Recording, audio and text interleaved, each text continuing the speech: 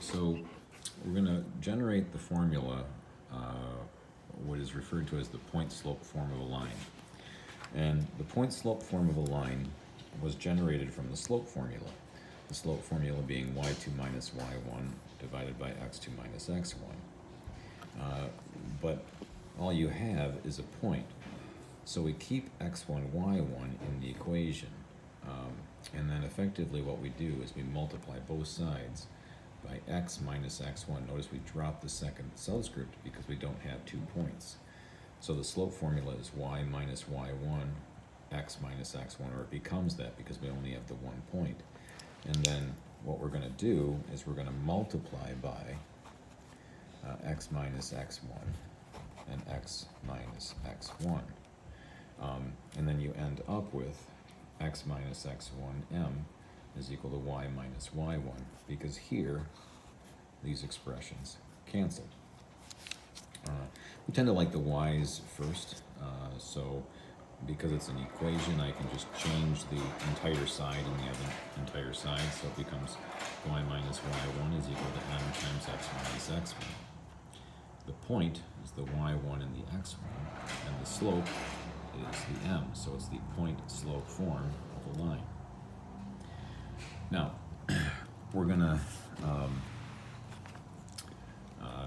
pop over here real quick, and we're going to talk about or recall our some ideas from previous algebra courses. Recall lines that are parallel, they have the same slopes, and lines that are perpendicular have slopes that are referred to as negative reciprocals. So you turn the fraction over, or you take the whole number and make it a fraction by putting a 1 underneath it, and then you flip it, but you also change the sign. So if it was negative, you make it positive. If it was positive, you make it negative. So just some examples. If your original slope is 3/4, when it's parallel, that's the symbol for parallel, and that's the symbol for perpendicular, that upside down T. Parallel will be 3/4, perpendicular will be negative 4/3. 1/3 is the original slope. Parallel is 1/3, perpendicular is negative 3. We took the 1/3, flipped it, so it becomes 3/1, and then we make it negative rather than positive. If it's 10, parallel is 10, and then it's a negative 1/10, which is a bad camping experience. Ha ha ha. Bad joke. All right, so here's my example. Suppose you are told that your slope, or the line you're looking for, has a slope that is parallel to y is equal to 3/5 x minus 1. And we know that it goes through the point 510. Well, here is our point. Remember, we need a point slope, so here is a slope, and the lines are parallel. And since they're parallel, we grab the slope as it is. And we're going to go to that point slope form of a line, y minus 10, because that is the y value of our point. Our slope is 3/5. If they had said it was perpendicular, we would have turned that over and made it negative. And then we have the x minus 5. All right.